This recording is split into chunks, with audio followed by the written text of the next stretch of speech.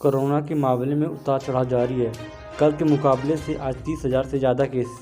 देश में कोरोना के मरीजों की संख्या के मामले में उतार चढ़ाव को देखने को मिल रहा है। मंगलवार को जहां कोरोना के मामलों में गिरावट देखने को मिली थी, वहीं आज फिर बढ़ोतरी को देखने को मिल रही है। स्वास्थ्य मंत्रालय ने बताया कि देश में आज कोरोना के 2,85,914 मामले सामने आए। बीते 24 घंटों में 625 लोगों की मौत हुई, जबकि 2,99,073 लोग ठीक भी हुए हैं। देश में एक्टिव मरीजों की संख्या अब 22,23,018 हो गई है। वहीं पॉजिटिव दर 16.16% हो। मंगलवार को कोरोना के आज मरीजों की संख्या का इजाफा देखने को मिला है। आज कोरोना के 30,000 से ज़्यादा नए केस सामने आए। मंगलवार को देश में कोरोना के 2,55,874 नए मामले सामने आए थे, जबकि आज कुल 2,85,914 नए मामले सामने आए। पूर्व क्रिकेटर पीयूष चावला कोरोना संक्रमित, उनकी पत्नी और भाई भी संक्रमण मिले। मुरादाबाद में आई रिपोर्ट में कोरोना संक्रमित की संख्या काफ़ी कमी रही। 21 दिन बाद यह कमी दर्ज की गई। इससे स्वास्थ्य विभाग को थोड़ी राहत मिली है।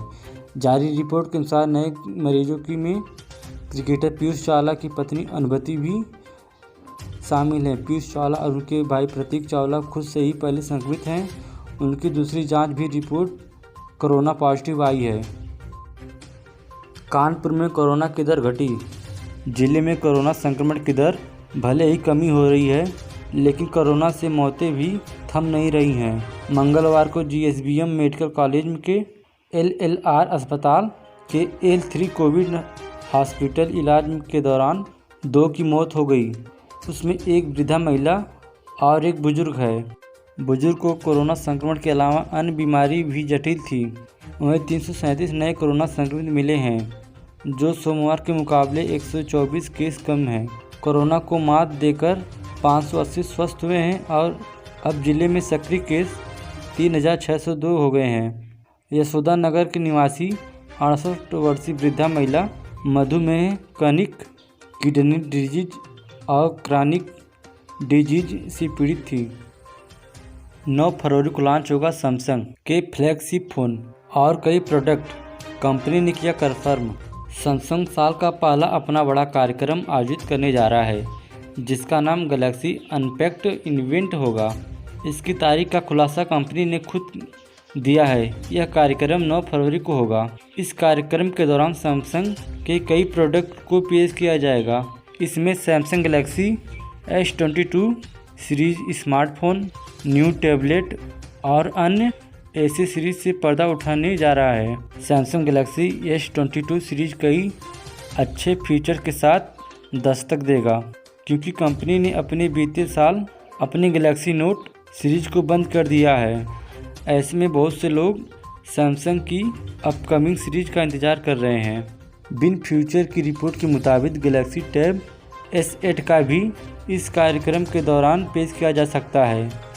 इसमें एक अल्ट्रा मॉडल भी होगा, जिसमें 14.6 इंच का एमोलेड डिस्प्ले और हाई रिफ्रेश रेट मिलेगा, जिसका रिफ्रेश रेट 120 हर्ट्ज के साथ आएगा। फ्रंट पर 12 मेगापिक्सल का कैमरा दिया जाएगा। इसमें 16 GB रैम तक का विकल्प मिलेगा और 512 GB स्टोरेज तक का ऑप्शन मौजूद होगा। S8 टैबलेट सीरीज के तहत स्टैंडर्ड, प्लस और अल्ट्रा जैसे वेरिएंट लॉन्च होंगे।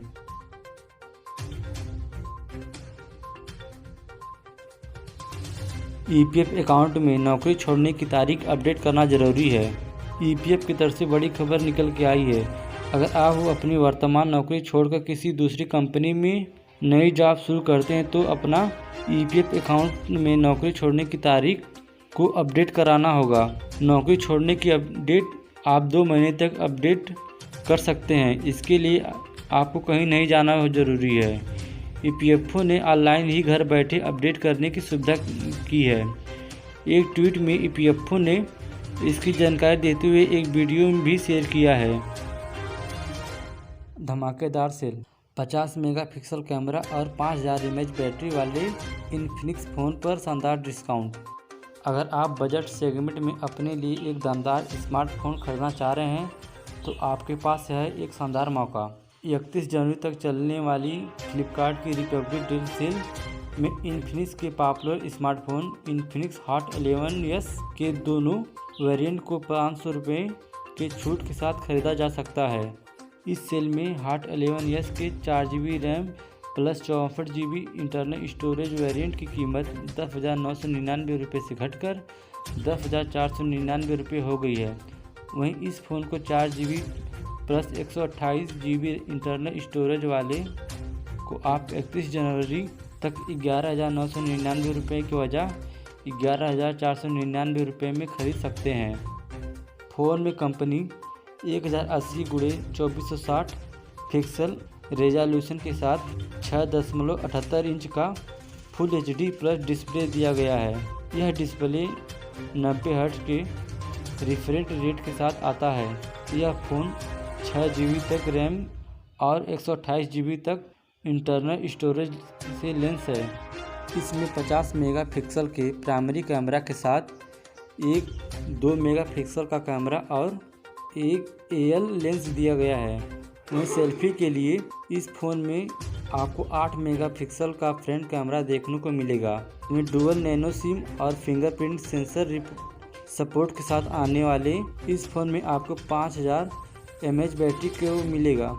यह बैटरी 18 वाट की फास्ट चार्जर को सपोर्ट करती है। वोटर हेल्पलाइन नंबर शिकायत करने के साथ ही चुनाव का रिजल्ट भी जान सकते हैं। भारत का निर्वाचन आयोग मतदाताओं के लिए कई सुविधा उपलब्ध कराता है। चुनाव आयोग मतदाताओं को वोटर हेल्पलाइन ऐप की सुविधा उपलब्ध करा रहा है। वोटर हेल्पलाइन ऐप के जरिए मतदाताओं से जुड़ी शिकायत से लेकर चुनाव के नतीजे को जाना जा सकता है। कोई भी व्यक्ति इस ऐप को स्मार्टफोन में डाउनलोड कर सकता है। ऐसे करें शिकायत। वोटर हेल्पलाइन ऐप के जरिए मतदाताओं शिकायत को ऑनलाइन दर्ज करा सकते हैं। वोटर हेल्पलाइन ऐप में एक यूनिवर्सल नंबर 1950 दिया गया है। कॉल के जरिए शिकायत करने के लिए इस नंबर का इस्तेमाल किया जा सकता है। इसके अलावा उम्मीदवार की प्रोफाइल, एफिडेविट, दूसरी जानकारी हासिल कर सकते हैं। वोटर हेल्पलाइन ऐप को Google play store, Apple app store से डाउनलोड किया जा सकता है। जियो 5G फ़ोन। जियो के पहले 5G फ़ोन के फीचर्स लीक। अब कम कीमत में मिलेगा यह फ़ोन। जियो ने साल 2021 में अपना पहला 4G फ़ोन पेश किया है, जिससे जियो फ़ोन नेक्स्ट के नाम से बाज़ार में पेश किया गया है। जियो फ़ोन नेक्स्ट को गूगल की साझेदारी में तैयार किया गया है। अब खबर यह है कि जियो जल्द ही 5G फ़ोन पेश करेगा। जियो 5G फ़ोन पर काम चल रहा है। लीक रिपोर्ट में कहा जा रहा है कि जियो 5G भारत का सबसे सस्ता 5G होगा। इसका कीमत 10,000 रुपये के करीब की होगी। जियो 5G की कीमत 10,000 रुपये से कम होगी। फिलहाल भारतीय बाजार का सबसे सस्ता 5G फ़ोन 13,999 रुपये का है। 5G स्मार्टफोन मार्केट में जियो का मुकाबला रेडमी और पीको जैसी कंपनियों को फ़ोन से होगा। जियो का 5G फ़ोन के साथ N3, N5, N28, N40 और N78 5G बैंड का सपोर्ट मिलेगा। 32GB स्टोरेज का से लेंस होगा। जियो 5G फ़ोन के अलावा 4GB रैम और 32GB स्टोरेज मिल सकती है। कहा जा रहा है कि जियो 5G में 6.5 इंच का LCD HD प्लस डिस्प्ले मिलेगी। UP election 2022। कांग्रेस के छठे उम्मीदवार ने छोड़ा हाथ का साथ। RPN सिंह के इस्तीफे के बाद दो नेताओं का इस्तीफा। पडरौना से कांग्रेस प्रत्याशी मनीष जायसवाल ने पार्टी से इस्तीफा दे दिया है। उन्होंने विधानसभा का टिकट भी लौटा दिया है। अपनी उम्मीदवार घोषित होने के बाद पार्टी छोड़ने वाले वह छठे कांग्रेस उम्मीदवार हैं। कुशीनगर के कांग्रेस अध्यक्ष राजकुमार सिंह ने पार्टी छोड़ दी है। दोनों इस्तीफे से पूर्व केंद्रीय मंत्री RPN सिंह के इस्तीफा देने के बाद आए। RPN सिंह ने पहले राज्य विधानसभा में पडरौना निर्वाचन क्षेत्र का प्रतिनिधित्व किया था। कांग्रेस नेता RPN सिंह मंगलवार को दिल्ली के केंद्रीय मंत्री धर्मेंद्र प्रधान की मौजूदगी में भाजपा में शामिल हो गए थे। बीजेपी में शामिल होने के बाद उन्होंने कहा, प्रधानमंत्री नरेंद्र मोदी भाजपा के राष्ट्रीय अध्यक्ष जेपी नड्डा, गृह मंत्री अमित शाह के दूरदर्शी नेतृत्व और मार्गदर्शन में राष्ट्र निर्माण में अपना योगदान देने के लिए तत्पर हूँ। वह अब तक कांग्रेस के राष्ट्रीय प्रवक्ता और झारखंड के प्रभारी की जिम्मेदारी निभा रहे थे। आरपीएन का पूरा नाम कुंवर रतनजीत प्रताप नारायण सिंह है। उन्होंने परौना विधानसभा क्षेत्र के कांग्रेस के टिकट पर 1996, 2002 और वर्ष 2007 में जीत दर्ज की थी।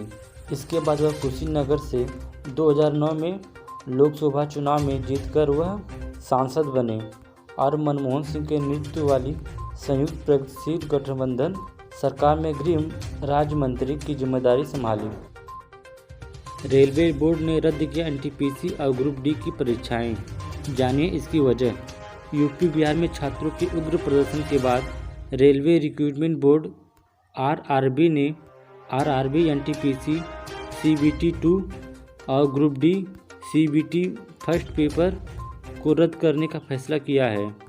बोर्ड ने स्टूडेंट के वैलिडिटीज को साथ लेकर एक कमेटी का गठन किया जो कि नतीजों पर पुनर्विचार करेगी। इसके बाद फिर से परीक्षाओं का आयोजन किया जाएगा। रेलवे भर्ती बोर्ड की परीक्षा अनियमितताओं के विरुद्ध में छात्रों ने बिहार के आरा में कथित तौर पर एक पैसेंजर ट्रेन में आग लगा दी और पुलिस पर पथराव किया था। रेलवे बोर्ड की गैर तकनीक लोकप्रिय श्रेणियों की परीक्षा 2021 के लिए उपस्थित हुए छात्रों ने परिणामों में गड़बड़ी का आरोप लगाते हुए बीते 2 दिनों से यूपी बिहार में विरोध किया गया।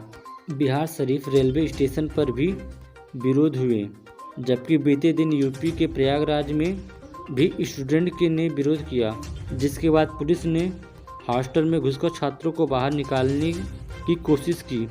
बिहार के पटना के राजेंद्र नगर टर्मिनल पर सैकड़ों छात्रों ने कोलकाता नई दिल्ली मुख्य रेलवे लाइन को जाम कर दिया। वेस्टइंडीज सीरीज से पहले टीम इंडिया को लगा बड़ा झटका। टीम इंडिया और वेस्टइंडीज के अगले महीने से होने वाली वनडे और टी20 सीरीज से पहले टीम इंडिया को लगा बड़ा झटका। टीम इंडिया का दिग्गज खिलाड़ी चोट लगने की वजह से बाहर हो गया है। टीम इंडिया और वेस्टइंडीज की वनडे सीरीज अहमदाबाद के नरेंद्र मोदी स्टेडियम में, जबकि टी20 सीरीज कोलकाता के ईडन गार्डन में खेला जाएगा। इस सीरीज में टीम इंडिया के नियमित कप्तान रोहित शर्मा वापसी करने वाले हैं। टीम इंडिया के दिग्गज गेंदबाज आर अश्विन चोट के कारण वेस्टइंडीज सीरीज से बाहर हो गए हैं। दक्षिण अफ्रीका के खिलाफ अश्विन ने लंबे समय के बाद क्रिकेट के छोटे फॉर्मेट में वापसी की थी, लेकिन अश्विन ने निराशाजनक प्रदर्शन किया। साउथ अफ्रीका बल्लेबाजों ने उनके खिलाफ जमकर रन बटोरे। रिपोर्ट के मुताबिक अब उनके कंधे में खिंचाव के कारण वह बाहर हो गए हैं और उनकी जगह कुलदीप यादव को टीम में मौका मिला। वहीं वेस्टइंडीज के खिलाफ कुलदीप यादव और युजवेंद्र चहल की जोड़ी मैदान में खेलती देखती नजर आएगी। भारत वेस्टइंडीज वनडे सीरीज का शेड्यूल: पहला मैच 6 फरवरी अहमदाबाद, दूसरा 9 फरवरी, तीसरा 11 फरवरी। भारत वेस्टइंडीज टी20 का शेड्यूल: 16 फरवरी पहला टी20 मैच, 18 फरवरी दूसरा टी20 मैच और 20 फरवरी तीसरा टी20 मैच।